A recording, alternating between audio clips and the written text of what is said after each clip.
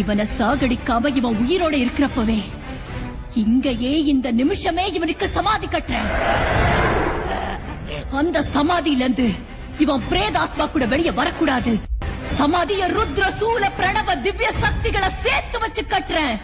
எந்த சூழ்நிலையிலையும் இவன் பிரேதாத்மாவை வெளியே வரவிட மாட்டேன். இது தாய் ஜெக்கம்மா மேல ஆன. ஆனா ஒரு விஷயம்மா, யாராவது சமாதியை உடைச்சிட்டாங்கன்னா அதுல இருந்து வெளியே வர்ற இவனோட பிரேதாத்மா பேரழிவை உண்டாக்கும்.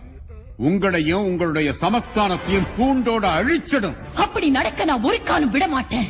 இவனுக்கு சமாதி கட்டினதுக்கு அப்புறம் இந்த மாளிகைக்குள்ள யாரும் வரக்கூடாது. கட்டுங்க சமாதிய.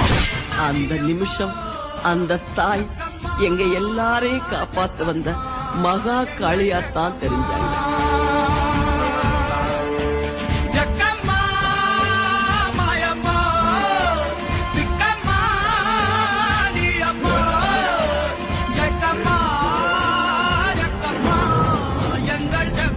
அதுக்கப்புறம் யாரும்